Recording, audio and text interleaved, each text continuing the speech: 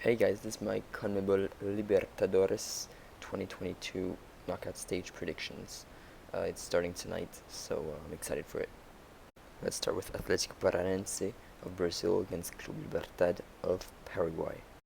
They were in the same group. If this was Europe, they would not be able to play in the last 16 when you're in the same group as the team. But Club Libertad won the group on goal difference. They had the same amount of points. For the players I know in this team, there is Marlos, that used to play for Shakhtar for quite a bit. Mateus Fernandes, unknown from Palmeiras, there, number 6. Fernandinho, who just signed from Manchester City, of course. I don't think he'll be able to play tonight or tomorrow night, but he'll be able to play, I think, the second leg, because he'll be a free agent, so he'll have signed officially with Atlético Paranense and Dede. The coach of Atlético Paranense is Luis Felipe Scolari. Of course, the one that was very good before. He's the veteran. Atletico Paranense's top scorer in the league is David Terrans. The players that have been good are Pedro Henrique and Pablo. In the league, they're doing decently. They're in third. They only have a +2 goal difference after 14 games, so it's still quite early on in the season. But so far, so good. Only 5 points behind first place Palmeiras. So they have a real shot at getting a Copa Libertadores group stage next season again, and at winning the league. In the players I know for Club Libertad, Martin Silva, the goalie, very old goalie, Oscar Cardoso, Hector Villalba used to play for Atlanta United, Julio Enciso, who's about to go to Brighton, Roque Santa Cruz, who's like 40, and Ivan Pires. Club Libertad's manager is Daniel Oscar Garnero. Their top players in the CONMEBOL Libertadores group stage were Alexander Barbosa, of course Julio Enciso, Lorenzo Miguel Ejero, Cristiano Riveros. Club Libertad have already won the league. It's about to finish the Paraguayan league, and yeah, so they've comfortably won the league, to be honest, and they're the best team in Paraguay. But will that be enough to win this game? For my prediction, Atlético Paranense, of course, start at home. So I'll say Atlético Paranense get the 2-1 home win. And then, it goes from Mateus Fernandes. And I'll say from Marlos. And then a goal for Libertad from Roque Santa Cruz. But on the away leg, I'm going to say it's a 1-1 draw. So Atlético Paranense just about go through. And I'm going to say, again, it's going to be... No, this time Ivan Pires with the goal for Libertad. And for Atlético Paranaense, Marlos again. Next game is Fortaleza of Brazil against Estudiantes of Argentina. Fortaleza finished a pretty respectable second place behind River Plate and in front of Colo Colo and Alianza Lima. Estudiantes finished first in front of Vélez Sarsfield, Nacional and Red Bull Bragantino. The Fortaleza coach is Juan Pablo Voivoda. Their best players are Iago Pikachu, Lucas Lima, Tinga, Silvio Romero, and Marcelo Benevento. But the Brazilian team is in a catastrophic season. They are currently last after 14 games with the worst attack in the league. This is incredible, to be honest. But they actually have as many points in the 6 games in the group stage of the Copa Libertadores as they have had 14 games in the Brasileiro Serie A this season.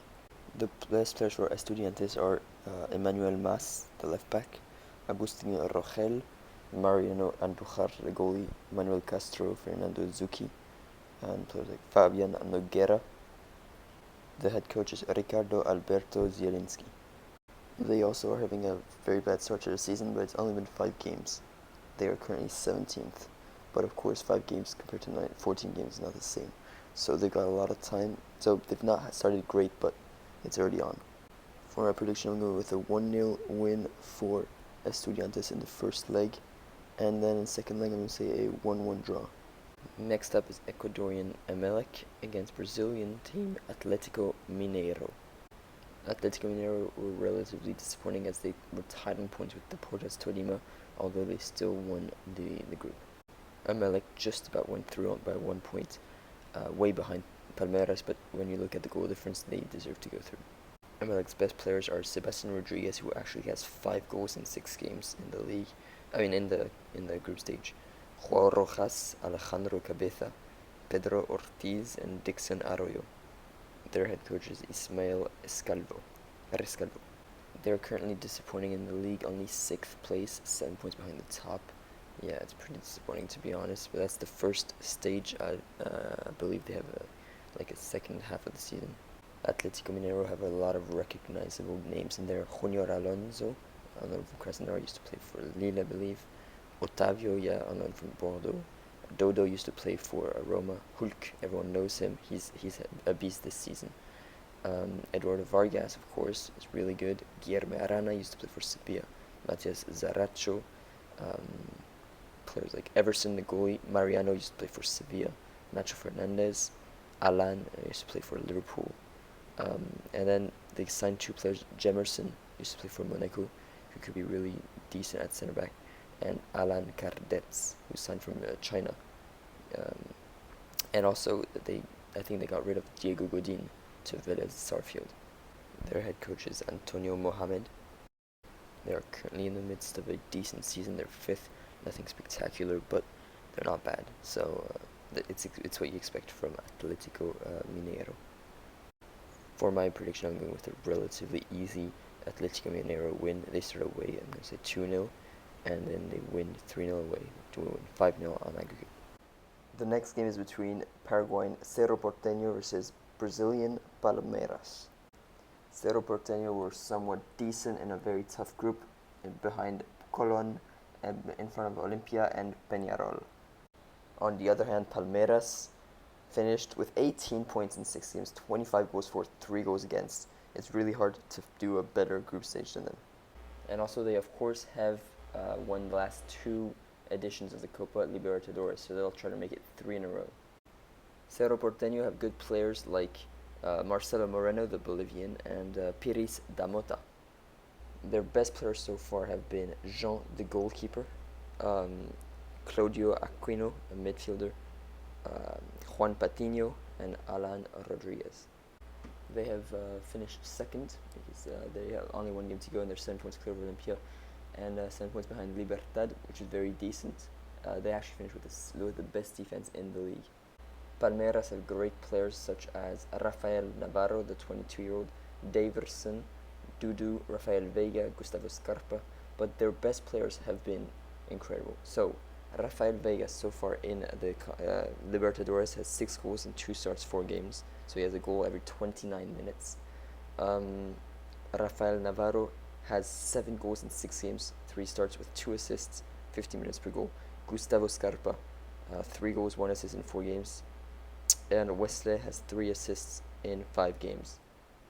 Not only do they top the group very easily in the Copa Libertadores, but they're also top of the league currently in the Brasileiro Serie A.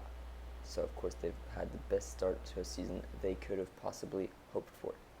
For my prediction, I think you guys have all figured it out. I'm going with Palmeiras to go through, 3-0 away, and I'm going to say 2-0 at home. Next up is Deportes Tolima from Colombia versus Flamengo of Brazil. Deportes Tolima has finished on 11 points, just behind Atlético Mineiro on goal difference, in front of Independiente del Valle and Américo Mineiro. So a very decent group stage for them. Also a very good group stage for Flamengo, who have 16 points, in front of Talleres, Universidad Católica, and Sporting Cristal. Their best players have been Anderson Plata, a midfielder, Alexander Dominguez, who used to play for Ecuador as their goalie. He's very good too. Brian Rovira as a midfielder, and Jonathan Marulanda and Julian Quinones. Their top scorer is, of course, Anderson Plata. Deportes Tolima are currently 2nd, just behind Millonarios, and in front of Atlético Nacional. They have had a very decent season so far.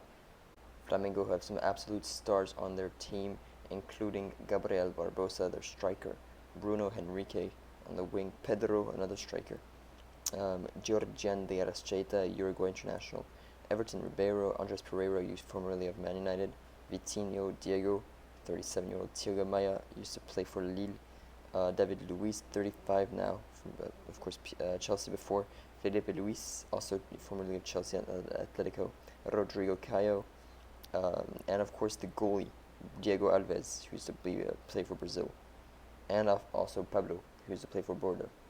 Their coach is Dorival Jr. They are currently ninth. Not a very good start to the season at all. Only a +1 goal difference, but it's early on still. 6 points from third still. But they're going to have to bounce back from this start. For my prediction, I think it's going to be KG. I'm going to say a 1-1 draw in the first leg. And then Flamengo 2-0 win at home. Gabriel Barbosa brace. For me, this is the game of the round. Corinthians of Brazil versus Boca Juniors of Argentina. It's another case where both these teams were in the group, and Corinthians finished only 1 point behind Boca Juniors, but only 1 point in front of Deportivo Cali. So they've had an okay group stage, but nothing special. Corinthians have a lot of very good players, including Willian, but of course other players like Roger Guedes, who used to play in China, Luan, Junior Moraes, who used to play for Shakhtar Donetsk, Paulinho used to play in China, and of course Tottenham and Barcelona. Renato Augusto used to play in China. Giuliano used to play in Qatar, I believe, and Fenerbahce. Maicon used to play for Shakhtar Donetsk. Fagner went to the World Cup 2018. Jill, the centre back, 35-year-old veteran centre back. Robson Bamboo used to play, and she's on loan from Nice. And Cassio, I think, was at the World Cup 2018 as a third goalie. They are currently second, so a great start to the season, only 3 points behind Palmeiras, and their defense is tied for the best with Palmeiras. So they have a very strong defense. Their attack could be better though, only just over 1 goal a game, but still a very strong start to the season. Their coach, by the way, is Vitor Pereira, so a very experienced coach.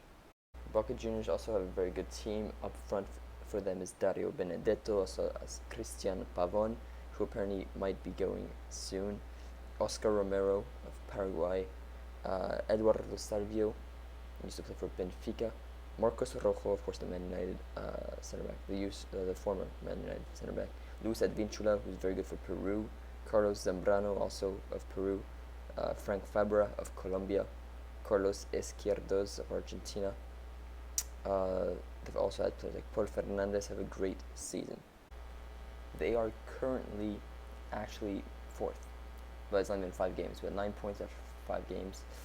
They could do better, but they've got a long season. 4 points behind first, Newell's Old Boys. I think they'll catch up pretty soon, but an okay start to the season. For a prediction, I'm going to go with a 1-1 draw in the first leg of Corinthians at home, and then I'm going to go with something a bit different. 2-1 away win for Corinthians. Willian to score.